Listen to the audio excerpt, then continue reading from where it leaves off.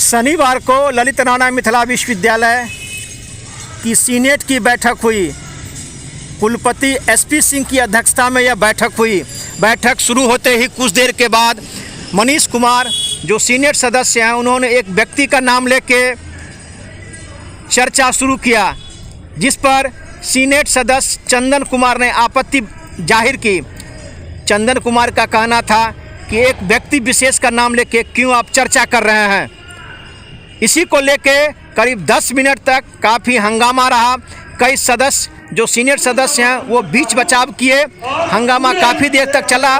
चंदन कुमार और मनीष कुमार के बीच में कुछ गहमा गहमी बात भी हुई। कुछ देर के लिए अफरा तफरी का माहौल रहा। वहीं दूसरी तरफ मिथिला विश्वविद्यालय शिक्षा शास्त्र विभाग के एचओडी एवं वर्तमान में बेनीपुर के विधायक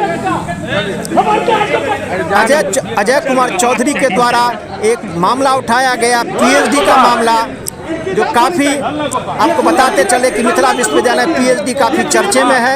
कई इसमें भ्रष्टाचार को लेकर कई छात्र ने आवेदन दिया, जिसमें वर्तमान कुलपति ने कई कर्मियों का उनसे तबादला भी किया। लेकिन स्थिति वही है जिसको लेकर सीनेट में विनय कुमार चौधरी ने काफ़ी जोरदार आवाज़ उठाया। आपको बताते चले कि विनय कुमार चौधरी शिक्षा शास्त्र विभाग में एचओडी भी हैं। अब देखना यह है कि इन सब बातों को लेकर विश्वविद्यालय कितना गंभीर है और कैसे आगे कार्रवाई करती है। वहीं वर्तमान कुल सचिव प्रोफेसर मुश्ताक अहमद ने कहा कि बैठक इतिहासपूर्ण है। कुलपति नए हैं, कुल सचिव नए हैं, प्रति कुलपति नए हैं, सभी पदाधिकारी नए हैं। शांतिपूर्ण में हुआ और आगे मिथिला विश्वविद्यालय के विकास होता रहेगा। दरभंगा दर्शन से मैं मनोज झा।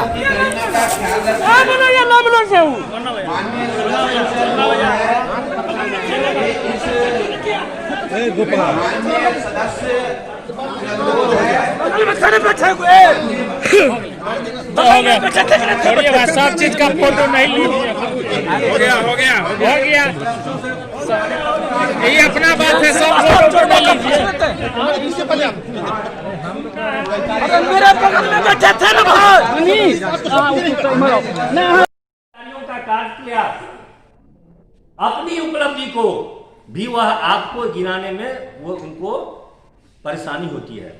और मैं बताना चाहता हूं कि यहां पर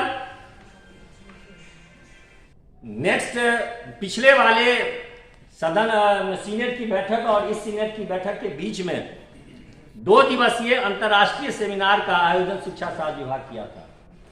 और सबसे जब वहां से हमको साउथ अफ्रीका से हमसे पूछे वहां के रिसोर्स पर्सन माइकल साहब कि हमको पॉलिटिकल क्लियरेंस चाहिए।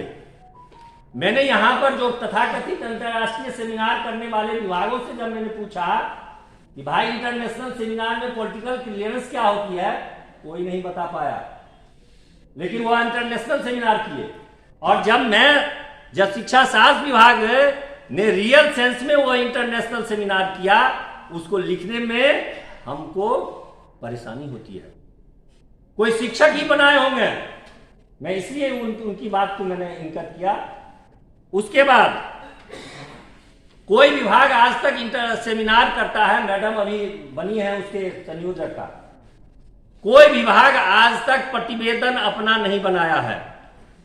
और शिक्षा शास्त्र विभाग ने नेशनल और इंटरनेशनल दोनों का अपना प्रतिवेदन प्रस्तुत किया है और उसका विमोचन किया है।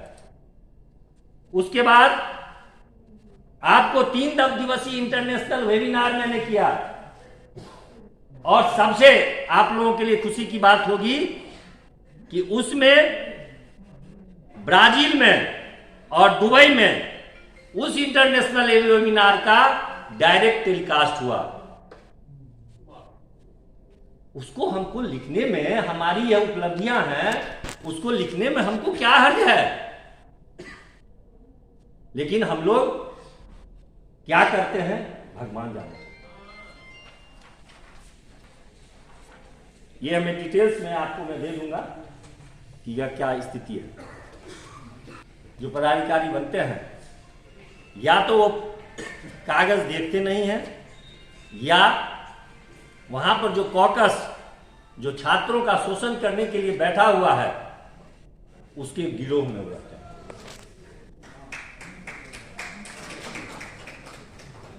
अभी मैं अब शिक्षा शास्त्र विभाग की बात मैं कर रहा हूं। वहां पर आपने विज्ञापन दिया, आपने पीएचडी कोर्स वर्क में एडमिशन लिया, सारी प्रक्रिया पूरा करके वो बैठा हुआ है और 1 साल पहले से वो लोग बैठे हुए हैं। श्याम किशोर भाई जरा सुन लीजिए, महत्वपूर्ण बातें हैं। आपने बहुत महत्वपूर्ण बातें चर्चा की थी, जब बाद में हमसे पूछ लीजिएगा मैं बता दूंगा। वहां पर कौन कौन गाइड होगा ये आपके ही दस्तखत से यह डिसाइड होकर के विभाग को मिला था। कोई शिक्षा शास्त्र विभाग ने स्वयं नहीं, मैडम वो गलती मत बजाइए, करने से नहीं होगा। आप कहिए मैं बैठ जाता हूं। नहीं, समय का ख्याल क्या, आपकी गड़बड़ी को मैं दिखला रहा हूं तो समय का ख्याल मैं चाहता हूं। कीजिए सीनेट की बैठक या सीनेट का बैठक का तमाशा क्यों घंटी बजा रहे हैं, क्योंकि आपकी गड़बड़ी में दिखलाना चाहता हूं। आप बना करके मैं सारा लिस्ट लेकर के मैं आया, 18 में आपने बनाया और आपकी टीम ने बना करके शिक्षा शास्त्र विभाग को दिया कि ये आपके गाइड होंगे। और उसके बाद जब जाता है लोग रजिस्ट्रेशन कराने के लिए तो कहते हैं गाइड का चेक करें। सर, आप प्रधानाचार्य के बाद कुल सचिव बने मिथिला विश्वविद्यालय के, पहली आपकी बैठक है, आप तो क्या कहेंगे सर, कैसा अनुभव है आपका? देखिए, ये तो एक इस मामले में जो नए, जहाँ नए का सवाल है तो वहाँ तो माननीय कुलपति महोदय, प्रति कुलपति महोदय, हमारे वित्तीय परामर्शी, वित्त प्राधिकारी और कुल सचिव के रूप में सभी के सभी नए हैं। और ये ऐतिहासिक बैठक है कि नए नेतृत्व के उसमें ये पहली वार्षिक बैठक और बजट बैठक हो रही है। माननीय कुलाधिपति महामहिम कुलाधिपति महोदय के द्वारा अधिकृत माननीय कुलपति की अध्यक्षता में बैठक हुई है। अभी तक आपने देखा है कि हमारा माननीय कुलपति जी का अभिभाषण हुआ, उस अभिभाषण में चर्चा माननीय 27 सदस्यों ने अपने विचार रखे और सबसे खुशी की बात है कि सभी लोगों ने आंशिक संशोधन या अपने विचार के साथ उसका समर्थन किया, पुरजोर समर्थन किया। मैं उन सबों का आभारी हूँ। बजट पास हुआ, बजट पास होने के बाद उसमें भी जो संशोधन होगा उसको किया जाएगा। अब जो है पिछले मीटिंग जो 2 मीटिंग उसको उन्होंने अनुमोदित कर दिया। अब शैक्षणिक और इस पर 2-4 मुद्दे हैं उस तो होंगे और मुख्य अब है कि वित्त समिति का चुनाव होना है, तो वो नियम परिनियम के अनुसार जो होगा, जो ऐसी आवश्यकता होगी हो गया। विलाज अगर आप देखें तो बृहत रूप में अगर देखें तो ये पहली बैठक है जो बहुत ही, आप लोग तो पहले से भी आते रहे, बहुत ही शांतिपूर्ण, बहुत ही, चूँकि ये साल में एक बार होती है, सब लोगों को मौका मिलना चाहिए, उसमें कुछ चीज़ होती है, लेकिन सभी के जो विचार होते हैं वो हमारे लिए बहुत मार्गदर्शक होते हैं। हम आगे की त्रुटियों, अपनी त्रुटियों को दूर करते हैं, उसमें बनाते हैं। तो जो माननीय सदस्यों की तरफ सुझाव आते हैं वो हमारी आलोचना नहीं है या कुछ उनका जो प्रहार है, वो हमारे लिए मार्ग प्रशस्त करते हैं। आगे का जो हमारी त्रुटि है वो दूर होती है, उन त्रुटियों को दूर करके आगे बढ़ेंगे। आप मीडिया के भाई भी हमारे लिए मार्गदर्शन का काम करते रहते हैं, आपके माध्यम से जो आती है। माननीय कुलपति महोदय का एकदम सीधा निर्देश है कि हमारा यहाँ कुछ नहीं है, हमारे लिए सभी अपने हैं, छात्र, शिक्षक, कर्मचारी जो सही हैं, जिनका जो अधिकार है उसका पूरा होना चाहिए, समय होना चाहिए।